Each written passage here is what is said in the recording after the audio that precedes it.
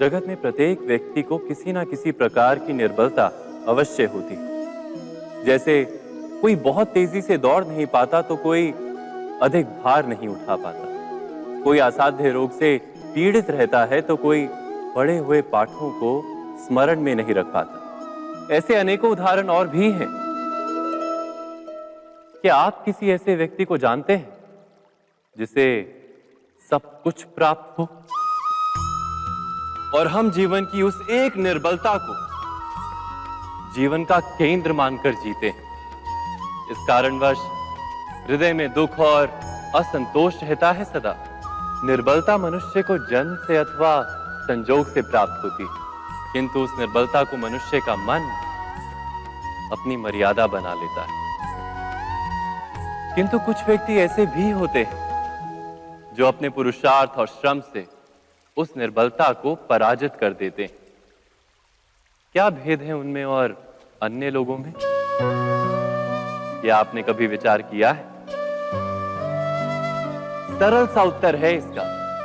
जो व्यक्ति निर्बलता से पराजित नहीं होता, जो पुरुषार्थ करने का साहस रखता है हृदय में, वो निर्बलता को पार कर जाता है। अर्थात निर्बलता अवश्य ईश्वर देता है, किंतु मर्यादा मनुष्य का मन ही निर्मित करता है। स्वयं विचार कीजिए।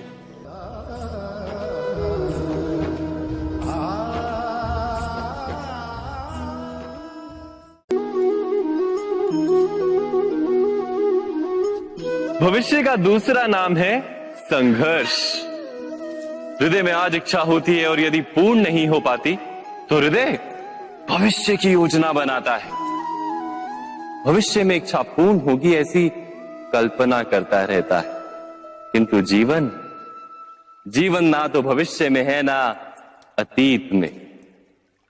जीवन तो इस क्षण का नाम, अर्थात इस क्षण का अनुभव ही जीवन का अनुभव। पर हम ये जानते हुए भी इतना सा सत्य समझ नहीं पाते।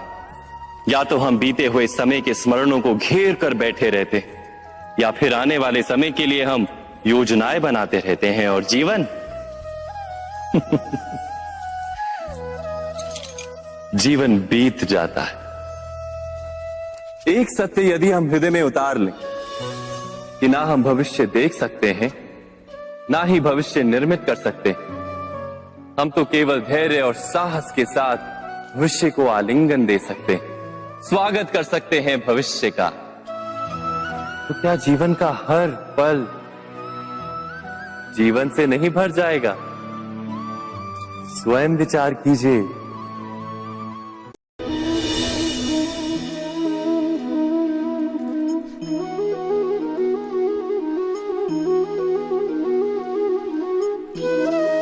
ज्ञान प्राप्ति सदा ही समर्पण से होती है, ये हम सब जानते हैं।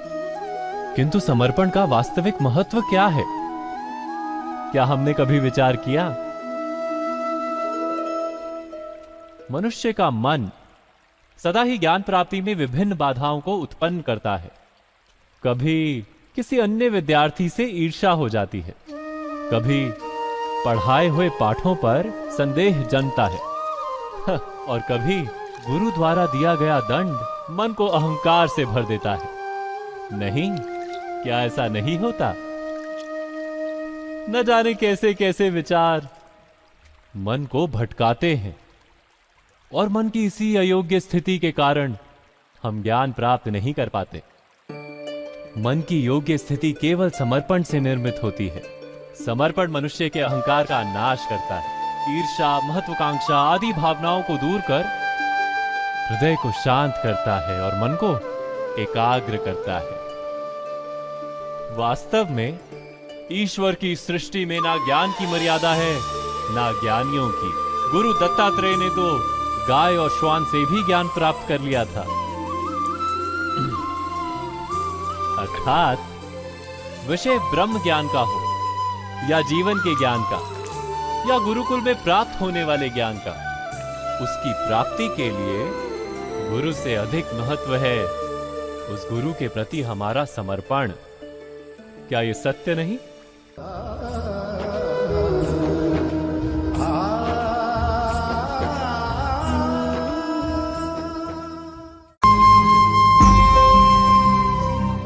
प्रत्येक मनुष्य के जीवन में ऐसा क्षण अवश्य आता है जब सारे स्वप्न, सारी आशाएं, सारे दृश्य ध्वस्त हो जाते हैं। जीवन के सारे आयोजन ही बिखर जाते हैं। एक और धर्म होता है और दूसरी ओर सुख। इसी को धर्म संकट कहते हैं। जब धर्म का वहन ही संकट हो और धर्म का त्याग ही सुख हो। विचार कीजिए, कभी किसी स्वजन के विरुद्ध सत्य बोलने का अवसर प्राप्त हो जाता है, कभी ठीक दरिद्रता के समय सरलता से चोरी करने का मार्ग प्राप्त हो जाता है, कभी किसी शक्तिशाली राजनेता या राजा के कर्मचारी का अधर्म प्रकट हो जाता है। सबके जीवन में ऐसी घटना बनती ही रहती है। अधिकतर लोग ऐसे किसी क्षण को धर्म संकट के रूप में जान ही नहीं पाते। हमें किसी प्रकार के संघर्ष का अनुभव ही नहीं होता। सहजता से सुख की ओर खींचे चले जाते हैं, जैसे मक्खी गुड़ की ओर खींची चली जाती। वास्तव में धर्म संकट का क्षण ईश्वर के निकट जाने का क्षण होता है। यदि हम संघर्षों से भयभीत ना हो, सुख की ओर आकर्षित ना हो, अपने धर्म पर दृढ़ रहे, तो ईश्वर का साक्षात्कार दूर नहीं।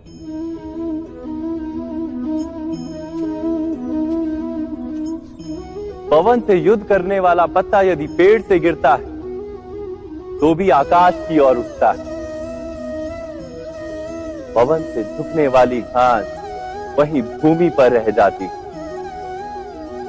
अर्थात धर्म संकट से यदि हम संकट को ही टाल दें तो सुख तो मिलता है, जीवन बढ़ता है, किंतु क्या चरित्र नहीं टूटता?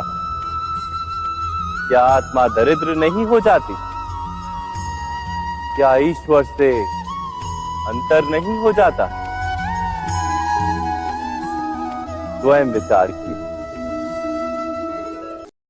दो व्यक्ति जब निकट आते हैं तो एक दूसरे के लिए सीमाएं और मर्यादाएं निर्मित करने का प्रयत्न अवश्य करते हैं। हम यदि सारे संबंधों पर विचार करें तो देखेंगे कि इन सारे संबंधों का आधार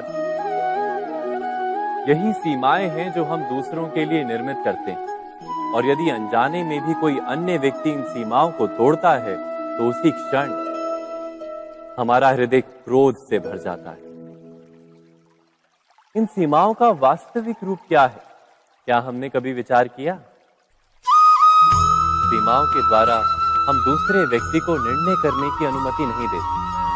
अपना निर्णय उस व्यक्ति पर थोपते, अर्थात किसी की स्वतंत्रता का अस्वीकार करते हैं हम। और जब स्वतंत्रता का अस्वीकार किया जाता है तो उसका हृदय दुख से भर जाता है। और जब वो सीमाओं को तोड़ता है तो हमारा हृदय क्रोध से भर जाता है। क्या ऐसा नहीं होता?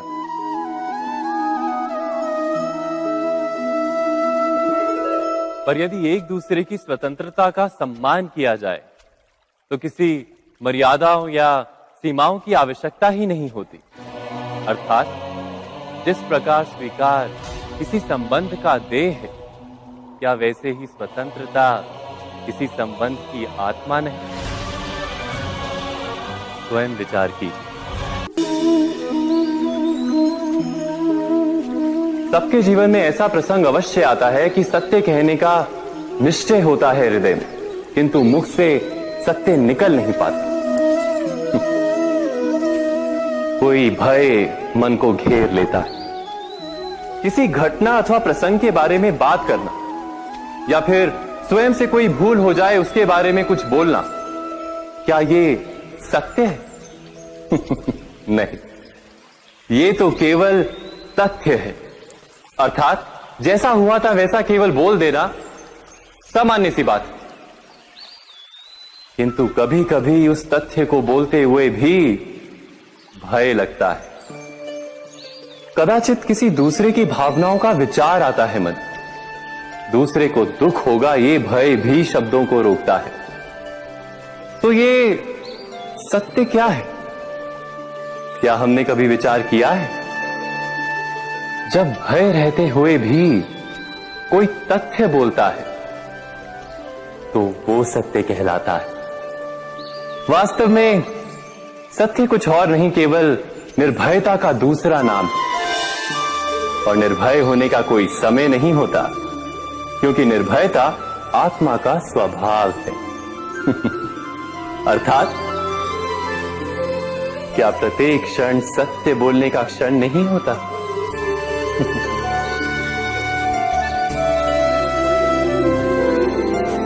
स्वयं विचार कीजिए।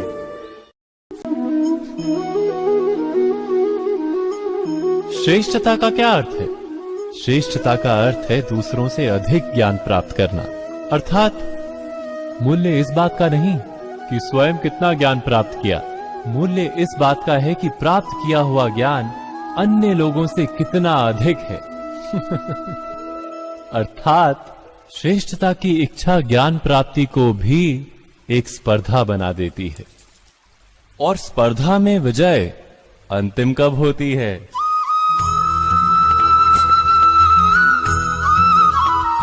कुछ समय के लिए तो श्रेष्ठ बना जा सकता है, किंतु सदा के लिए कोई श्रेष्ठ नहीं रह पाता। फिर वही असंतोष, पीड़ा और संघर्ष जन्म लेता है। किंतु श्रेष्ठ बनने के बदले यदि उत्तम बनने का प्रयत्न करें तो क्या होगा? उत्तम का अर्थ है कि जितना प्राप्त करने योग्य है वो सब प्राप्त करना, किसी से अधिक पाने की इच्छा से नहीं, मात्र आत्मा की तृप्ति हेतु कुछ प्राप्त करना। उत्तम के मार्ग पर किसी अन्य से स्पर्धा नहीं होती, स्वयं अपने आप से स्पर्धा होती है। अर्थात उत्तम बनने का प्रयत्न करने वाले को देर अबेर सारा ज्ञान प्राप्त हो जाता है, बिना प्रयत्न के ही वो श्रेष्ठ बन जाता है। किंतु जो श्रेष्ठ बनने का प्रयत्न करता है वो श्रेष्ठ बने या ना बने, उत्तम कभी नहीं बन पाता।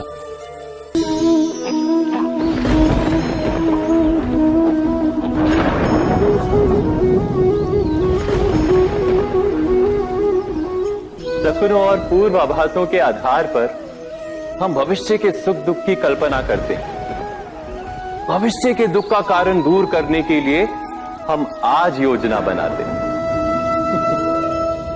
किंतु कल के संकट को आज निर्मूल करने से हमें लाभ मिलता है या हानि पहुंचती है? ये प्रश्न हम कभी नहीं करते। सत्य तो ये है कि संकट और उसका निवारण साथ जनते हैं, व्यक्ति के लिए भी और सृष्टि के लिए भी। नहीं, आप अपने भूतकाल का स्मरण कीजिए, इतिहास को देखिए। आप तुरंत ही ये जान पाएंगे कि जब जब संकट आता है तब तब उसका निवारण करने वाली शक्ति भी जन्म लेती है। यही तो जगत का चलन है। वस्तुतः संकट ही शक्ति के जन्म का कारण है। प्रत्येक व्यक्ति जब संकट से निकलता है तो एक पद आगे बढ़ा होता है, अधिक चमकता है, आत्मविश्वास से अधिक भरा होता है, न केवल अपने लिए अपितु विश्व के लिए भी। क्या ये सत्य नहीं?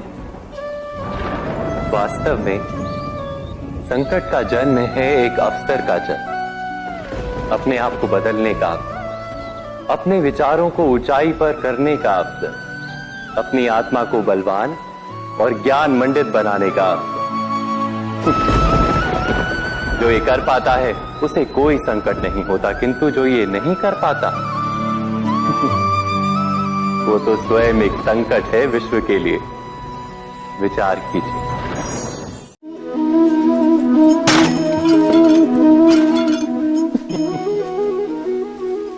कभी कभी कोई घटना मनुष्य के जीवन की सारी योजनाओं को तोड़ देती और मनुष्य उस आघात को अपने जीवन का केंद्र मान लेता। पर क्या भविष्य मनुष्य की योजनाओं के आधार पर निर्मित होते हैं? नहीं। जिस प्रकार किसी ऊंचे पर्वत पर सर्वप्रथम चढ़ने वाला उस पर्वत की तलाई में बैठकर जो योजना बनाता है, क्या वही योजना उसे उस पर्वत की चोटी तक पहुंचाती है? नहीं। वास्तव में वो जैसे जैसे ऊपर चढ़ता है वैसे वैसे उसे नई नई चुनौतियां, नई नई विडंबनाएं, नए नए अवरोध मिलते हैं। प्रत्येक पद पर वो अपने अगले पद का निर्णय करता है। प्रत्येक पद पर उसे अपनी योजनाओं को बदलना पड़ता है। कहीं पुरानी योजना उसे खाई में ना ढकेल दे। वो पर्वत को अपने योग्य नहीं बना पाता, केवल स्वयं को पर्वत के योग्य बना सकता है। क्या जीवन के साथ भी ऐसा ही नहीं?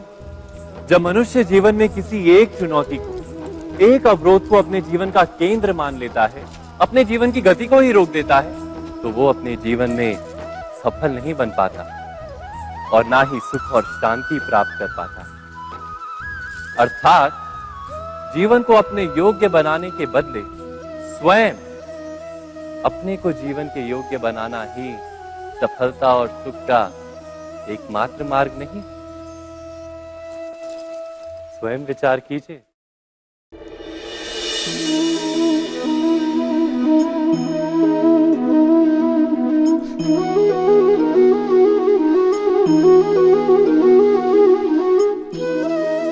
जीवन का हर क्षण निर्णय का क्षण होता है।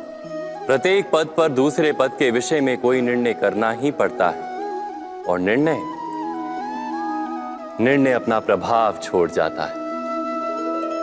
आज किए गए निर्णय भविष्य में सुख अथवा दुख निर्मित करते हैं, ना केवल अपने लिए, अपने परिवार के लिए भी, आने वाली पीढ़ियों के लिए भी। जब कोई दुविधा सामने आती है तो मन व्याकुल हो जाता है, अनिश्चय से भर जाता है। निर्णय का वो क्षण युद्ध बन जाता है और मन बन जाता है युद्ध भूमि। अधिकतर निर्णय हम दुविधा का उपाय करने के लिए नहीं, केवल मन को शांत करने के लिए लेते हैं। पर क्या कोई दौड़ते हुए भोजन कर सकता है? नहीं। तो क्या युद्ध से जूझता हुआ मन कोई योग्य निर्णय ले पाएगा?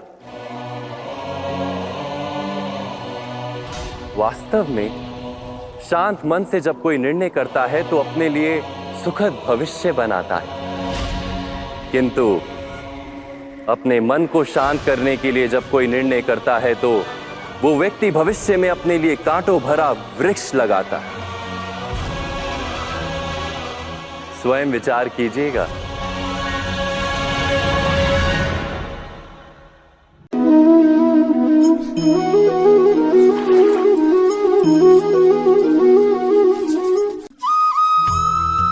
जीवन में आने वाले संघर्षों के लिए जब मनुष्य स्वयं को योग्य नहीं मानता, जब उसे अपने ही बल पर विश्वास नहीं रहता, तब वो सद्गुणों को त्याग कर दुर्गुणों को अपनाता है। वस्तुतः मनुष्य के जीवन में दुर्जनता जन्म ही तब लेती है जब उसके अंतर में आत्मविश्वास नहीं होता। आत्मविश्वास ही अच्छाई को धारण करता है। ये आत्मविश्वास है क्या?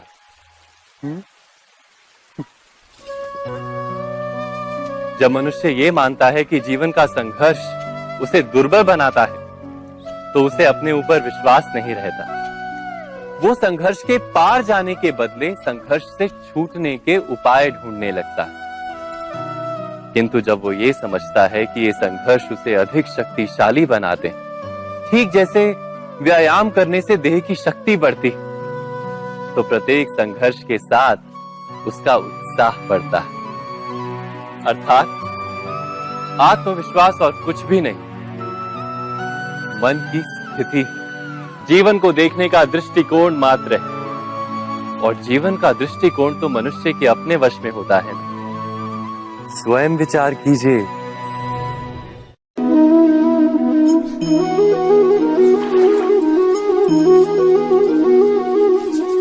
पिता सदा ही अपने संतान के सुख की कामना करते हैं, उनके भविष्य की चिंता करते रहते हैं। इसी कारणवश सदा ही अपने संतानों के भविष्य का मार्ग स्वयं निश्चित करने का प्रयत्न करते रहते हैं।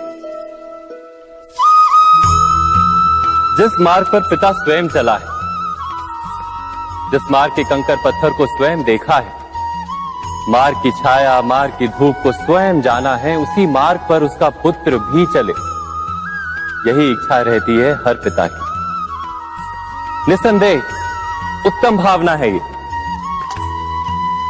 किंतु 3 प्रश्नों के ऊपर विचार करना हम भूल ही जाते हैं। कौन से प्रश्न? प्रथम प्रश्न, क्या समय के साथ प्रत्येक मार्ग बदल नहीं जाते? क्या समय सदा ही नई चुनौतियों को लेकर नहीं आता? तो फिर बीते हुए समय के अनुभव नई पीढ़ी को किस प्रकार लाभ दे सकते हैं? दूसरा प्रश्न, क्या प्रत्येक संतान अपने माता पिता की छवि होता है? हाँ, संतानों को संस्कार तो अवश्य माता पिता देते हैं, किंतु भीतर की क्षमता तो ईश्वर देते हैं। तो जिस मार्ग पर पिता को सफलता मिली है, विश्वास है कि उसी मार्ग पर उसकी संतानों को भी सफलता और सुख प्राप्त होगा। तीसरा प्रश्न, क्या जीवन के संघर्ष और चुनौतियां लाभकारी नहीं होती? क्या प्रत्येक नया प्रश्न एक नए उत्तर का द्वार नहीं खोलता? तो फिर संतानों को नए नए प्रश्नों, संघर्षों और चुनौतियों से दूर रखना, ये उनके लिए लाभ करना कहलाएगा या हानि पहुंचाना? अर्थात जिस प्रकार संतान के भविष्य का निर्माण करने के बदले उसके चरित्र का निर्माण करना श्रेष्ठ है, वैसे ही संतानों के जीवन का मार्ग निश्चित करने के बदले उन्हें नए संघर्षों के साथ जूझने के लिए मनोबल व ज्ञान देना अधिक लाभदायक नहीं होगा? स्वयं विचार कीजिए। मनुष्य की सबसे बड़ी दुर्बलता क्या होती है? सोचिए। धन, प्रेम, अहंकार। मनुष्य की सबसे बड़ी दुर्बलता होती है उसके रहस्य। चाहे आप कितने भी शक्तिशाली क्यों ना हो, कितने भी प्रबल क्यों ना हो, परंतु उसके रहस्य उसके नाश की चाबी होती है। इसलिए यदि प्रबल रहना है, शक्तिशाली रहना है, समर्थ रहना है, तो अपने रहस्य को किसी को भी ना बताएं, ना मित्र को और ना ही शत्रु को, क्योंकि समय पड़ने पर कब कौन शत्रु हो जाए ऐसा कहना संभव नहीं। विभीषण को रावण के अमृत कुंड का ज्ञात था, इसीलिए प्रभु श्री राम रावण का वध करने में सफल हो सके। इसलिए उचित यही है कि आप अपने रहस्य को स्वयं तक ही सीमित रखें। मनुष्य जीवन की परीक्षा में सफल होने के लिए क्या नहीं करता? वो परिश्रम करता है, दौड़ भाग करता है, और ये सब करने के पश्चात भी जब उसका काम नहीं बनता तो वो नकल करता है ना? तनिक लौटिए अपने बचपन में, स्मरण कीजिए अपने बचपन की स्मृतियों का। क्या स्मरण हुआ? विद्यालय में जब आप परीक्षा देने जाते थे तो क्या होता था? आप ना सहे, परंतु कोई ना कोई सफलता पाने के लिए नकल करता ही था और उत्तीर्ण भी हो जाता था, है ना? परंतु जीवन की परीक्षा ऐसी नहीं होती। नकल करने वाला सफल नहीं होता। कारण विद्यालय में सबके प्रश्न पत्र एक होते थे, परंतु जीवन के प्रश्न पत्र और उनकी कठिनाई सबके लिए भिन्न होती, तो निश्चित रूप से उनके उत्तर भी भिन्न होंगे ना। इसलिए यदि आपको जीवन में सफलता पानी है तो नकल ना कीजिए, स्वयं के प्रश्नों का उत्तर स्वयं ढूंढिए और सफलता आपकी ही होगी। मनुष्य का जीवन हार और जीत विजय और पराजय, सफलता और असफलता के मध्य झूलता रहता है। आपके साथ भी ऐसा होता होगा, है ना? जब आप सफल होते हैं, किसी चुनौती पर विजय पाते हैं, तो मन प्रसन्नता से आनंद के उपवन में झूमने लगता है। और जब आप असफल होते हैं, तब मन दुख और पीड़ा के सागर में डूबने लगता है। परंतु वास्तव में सफलता और असफलता है क्या? तनिक ध्यान से सोचिए। ये केवल हमारी मनोस्थिति मात्र है। हमारी पराजय तब नहीं होती जब हमारा शत्रु विजय प्राप्त कर ले। हमारी पराजय तब होती है जब हम पराजय स्वीकार कर लें। हम असफल तब नहीं होते जब हम लक्ष्य ना पा सके। हम असफल तब होते हैं जब हम प्रयास करना बंद कर दें। इसलिए प्रयास करते रहें और हार ना मानें, क्योंकि जिस दिन आप हार स्वीकारना बंद कर देंगे, जीत आपके चरणों में होगी।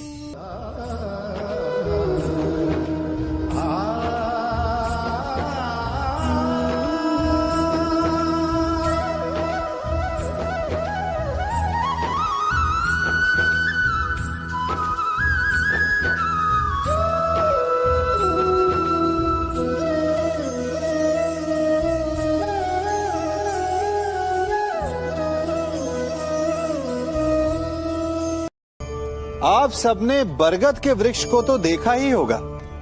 क्या आपको ज्ञात है, बरगद के वृक्ष के बीज का आकार राई से भी छोटा होता है, परंतु बरगद का वृक्ष संसार के महाकाय वृक्षों में जाना जाता है।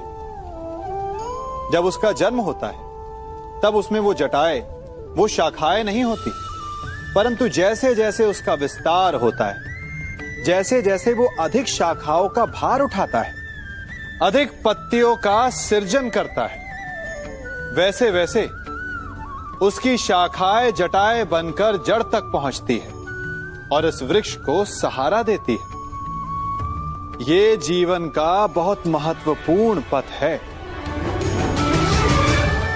बिना लोभ लालच शुभ कार्य करें, अन्य लोगों की सहायता करें।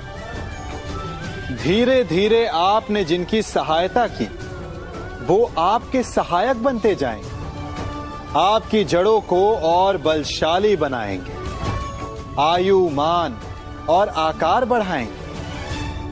सहजीवन, सहायता और निष्काम कर्म आपको मृत्यु के पश्चात भी मरने नहीं देगा, आपको अमर रखेगा।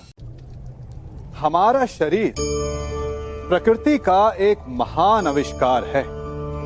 इससे जटिल संरचना संसार में और कोई नहीं। हमारा शरीर जितना जटिल है, यदि इसे ठीक से जाना जाए तो इससे अधिक सरल ज्ञान देने वाला और कोई नहीं। हमारे शरीर में 5 इंद्रियां होती हैं, जो हमें भाव, गुण और वस्तुओं का बोध कराती हैं। हमारे पास आंखें हैं, नाक है, स्पर्श के लिए त्वचा है, कान है और जीभा है। सबका भिन्न भिन्न कार्य है। आंखों से देखना, कानों से सुनना, नथनों से श्वास लेना, त्वचा से स्पर्श करना और जीभा से स्वाद लेना। परंतु क्या आपने कभी सोचा कि प्रकृति ने हमें 2 आंखें दी, 2 नथने दी, 2 कान दी, स्पर्श के लिए ये पूरा शरीर दिया, परंतु जीभा केवल 1 दी? ऐसा क्यों? क्योंकि प्रकृति चाहती है कि हम देखें अधिक, सुने अधिक और ज्ञान अधिक अर्जित करें, बोले कम। क्योंकि अधिक वाचाल नाश को निमंत्रण देता है। स्मरण रखिएगा।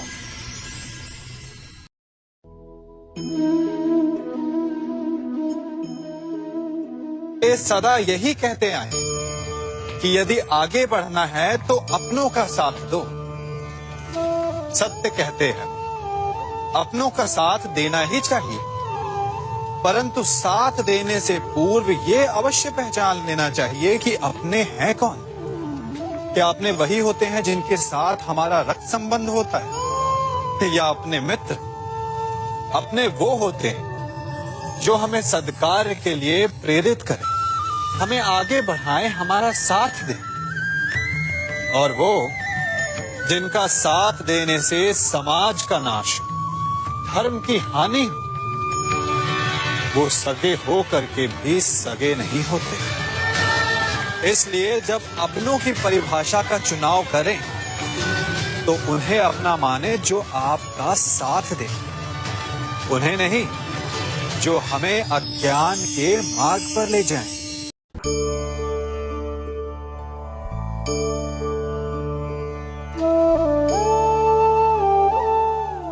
आप जिनसे प्रेम करते हैं सदा उनके समीप रहना चाहते हैं, नहीं चाहते कि कभी अपनों से दूर होना पड़े, बिछड़ना पड़े। परंतु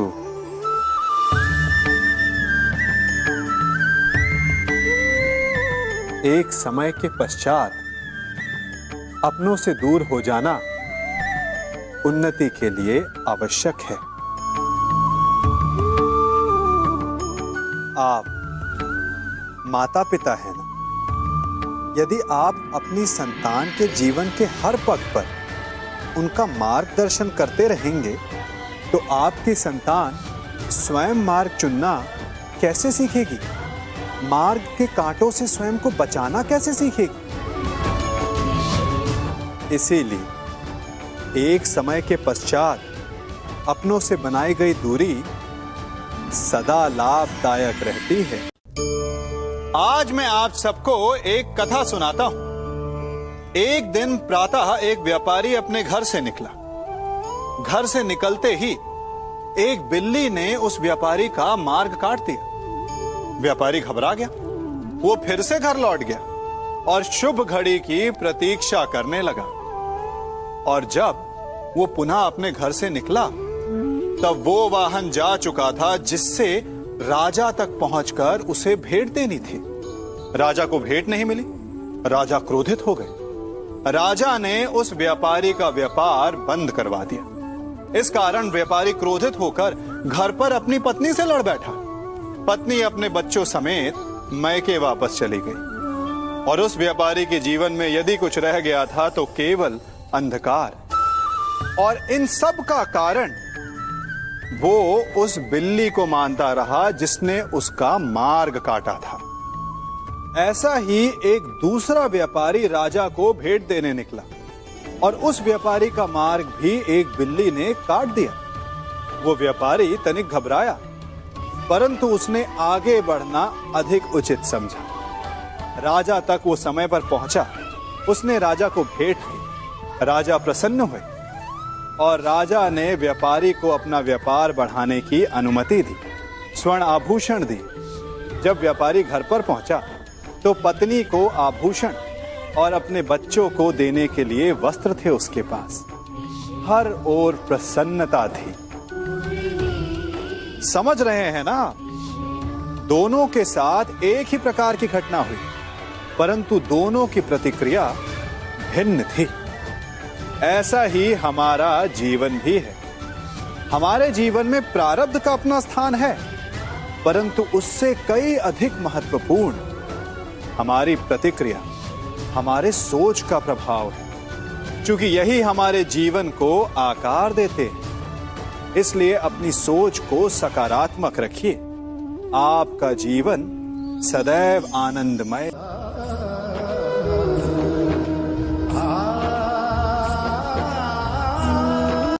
हम सभी अपने जीवन में कोई ना कोई कार्य करते हैं।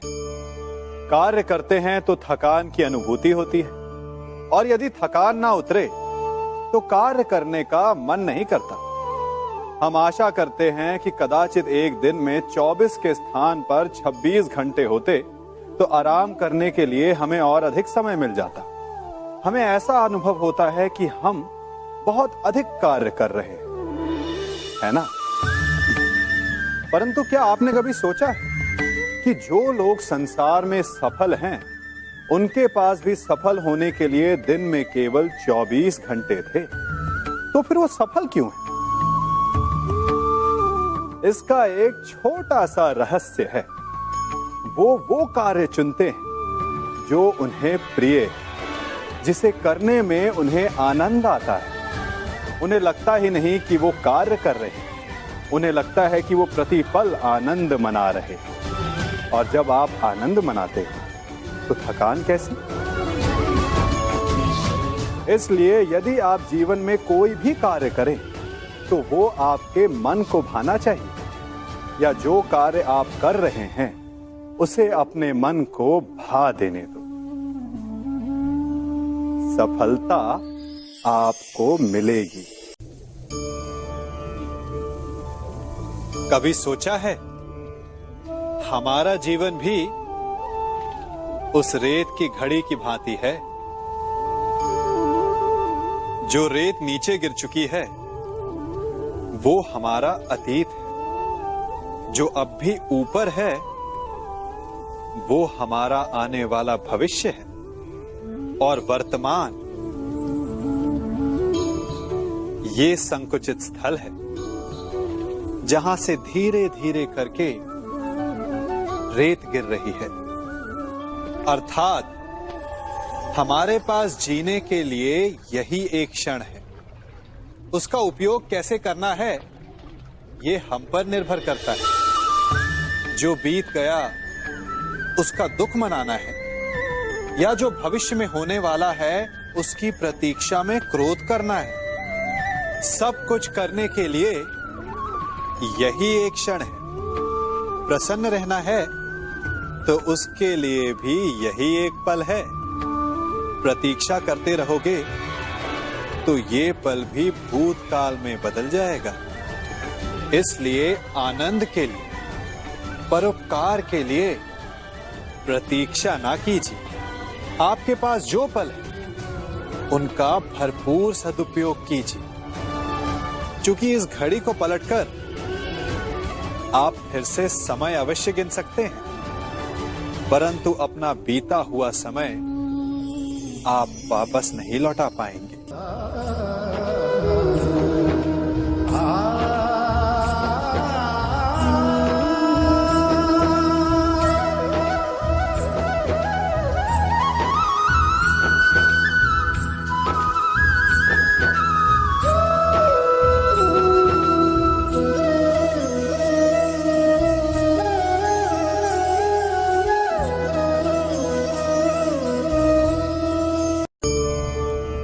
मनुष्य भी बड़ा विचित्र प्राणी है। अपनों से नीचे के स्तर के लोगों को वो हे दृष्टि से देखता है, उनका उपहास उड़ाता है, उनसे बार बार कहता है कि तुम्हारा कुछ नहीं हो सकता, तुम भविष्य में कुछ नहीं कर पाओगे। जब मनुष्य के पास धन, संपत्ति, मान होता है तो वो दूसरों का आदर नहीं करता, परंतु वो एक बात भूल जाता है कि उससे भी अधिक शक्तिशाली कोई अस्तित्व में है, और वो है समय। काल काल अपना चक्र कब बदलेगा ये कोई नहीं जानता। समय अपनी करवट कब लेगा ये कोई नहीं जानता। कोयला भी समय के साथ साथ हीरे में परिवर्तित हो जाता है। इसलिए जीवन में कभी भी किसी का भी उपहास नहीं उड़ाना चाहिए।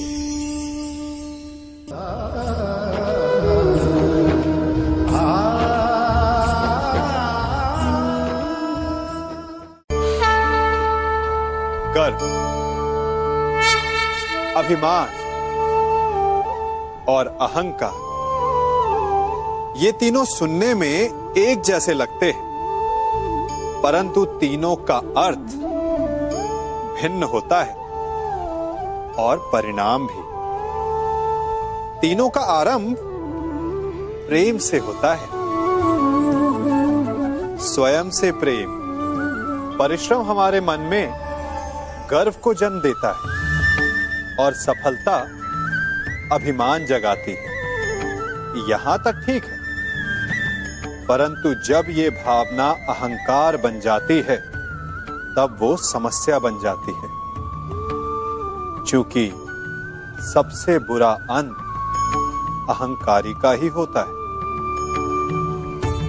परंतु मनुष्य के लिए पहेली यही है कि पहचाना कैसे जाए कि अहंकार जग गया है और उसका दमन आवश्यक है।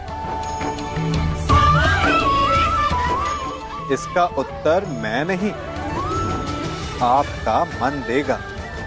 जब तक आप स्वयं से प्रसन्न हैं, जब तक आप सबसे ऊंचा उठने का प्रयास कर रहे हैं, तब तक ठीक है। परंतु जब आपके मन में दूसरों को नीचा समझने का भाव आ जाए तो सावधान हो जाइए, क्योंकि यही अहंकार है जो वास्तव में आपको हीन कर रहा है।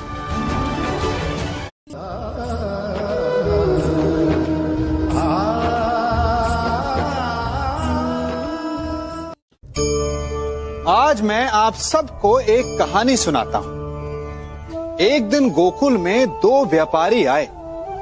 एक व्यापारी शहद का था, बड़ा मीठा शहद था उसका, परंतु वो गोकुल में टिक नहीं पाया। उसके व्यापार ने घाटा खाया और शीघ्र ही वो गोकुल छोड़कर चला गया। और दूसरा व्यापारी मिर्च का था। पहले दिन वो एक पोटली लाया और दूसरे ही दिन वो पूरी बैलगाड़ी भर कर लाया। और धीरे धीरे पूरी मथुरा में उसकी धाक जम गई। मुझे बड़ा आश्चर्य हुआ, तो मैंने बाबा से पूछा कि ऐसा क्यों कि एक मीठे शहद का व्यापारी कंगाल हो गया और एक मिर्च का व्यापारी धीरे धीरे नगर सेठ बन गया। बाबा मुस्कुराए और उन्होंने कहा कि मीठी बोली बोलने वाले की तीखी मिर्च भी बिक जाती है, और जो कड़वी बोली बोलता है उसका मीठा शहद भी नहीं बिकता। वाह, कितने उत्तम विचार हैं उनके, और उचित ही है। मनुष्य अपने जीवन में सदैव अपने वचनों से उठता है और अपने वचनों से ही गिरता है। इसलिए अपने जीवन में सदैव मीठी बोली बोलने का प्रयास कीजिए, आपका जीवन सरल हो जाएगा। मनुष्य की सबसे बड़ी दुर्बलता क्या होती है? सोचिए। धन, प्रेम, अहंकार। मनुष्य की सबसे बड़ी दुर्बलता होती है उसके रहस्य।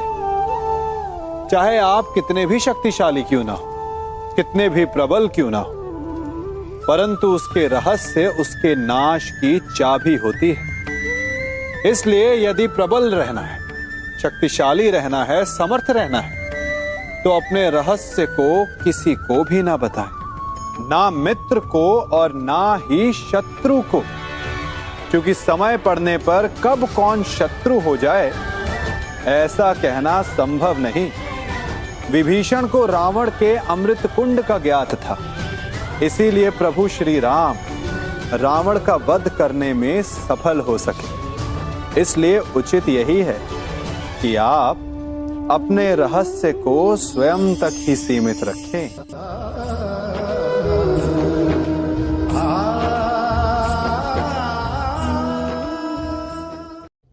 युवा अवस्था भी हमारे जीवन का कितना सुंदर काल होता है ना। बाहु में बल, मन में कुछ बड़ा कर जाने की चाह, आंखों में भविष्य के सुंदर और कोमल सपने। और इसी अवस्था में मनुष्य के भीतर पनपता है प्रेम। किसी को देखकर उस पर मन मोहित हो जाता है और फिर मनुष्य अपना सब कुछ उस पर न्यौछावर कर देना चाहता है। फिर प्रेम की परिणति होती है विवाह में। क्यों? सबको अपने खट्टे मीठे संस्मरण स्मरण हुआ है ना। परंतु यहीं से अधिकतर माता पिता और संतान के मध्य विचारों का विरोध प्रारंभ हो जाता है। संतान को लगता है कि उसका चुना जीवन साथी ही उसके लिए उपयुक्त है, और माता पिता को लगता है कि संतान अनजाने में भूल कर रही है। संतान का तर्क होता है कि उसे विवाह किससे करना है, ये उसका अधिकार है, और माता पिता का तर्क ये होता है कि अब भी जीवन साथी चुनने की समझ संतान में है ही नहीं। तो इस अवरोध को काटा कैसे जाए, उचित निर्णय कैसे लिया जाए? इसका एक ही मार्ग है, अपने उत्तरदायित्व का भान और अपनों से बड़ों के मापदंडों का भान। विवाह करने से पूर्व यह जान लेना आवश्यक है कि विवाह केवल अपने प्रेम को पाने का मार्ग नहीं है, अपितु विवाह से जीवन का एक नया द्वार भी खुलता है, और हर नए जीवन के साथ नए उत्तरदायित्व भी होते हैं। और यदि इन उत्तरदायित्वों को समझकर निर्णय लिया जाए तो विश्वास कीजिए, आपका दाम्पत्य जीवन आनंद से भरा रहेगा, और आपको कभी यह पछतावा नहीं होगा कि आपने कोई अनुचित निर्णय लिया।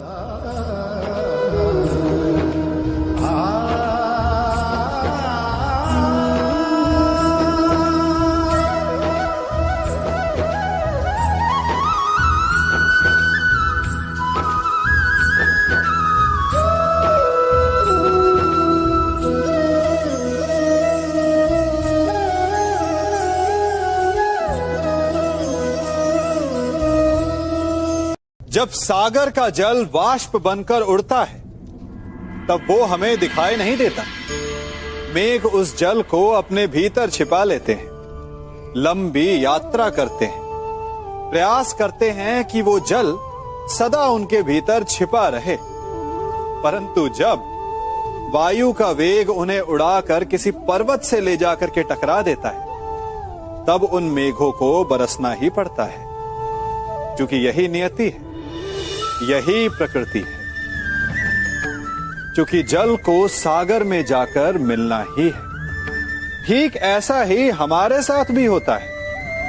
हम सत्य को अपने मन के मेघों में चाहे जितना छिपाने का प्रयास कर लें, परंतु समय की आंधी उसे वास्तविकता के पर्वत से ले जाकर के टकराकर हमारे समक्ष ले ही आती है। जिस भय के कारण आप सत्य को सामने नहीं लेकर आना चाहते, एक दिन वही भय हमारे समक्ष आकर खड़ा हो जाता है, और फिर हम लाचार हो जाते हैं, क्योंकि हमने उस भय का सामना करने की तैयारी नहीं की होती। इसलिए सत्य से भागे नहीं, उसे छिपाए भी नहीं, उसे स्वीकार करें। भविष्य की बड़ी विपत्ति से बच जाएंगे।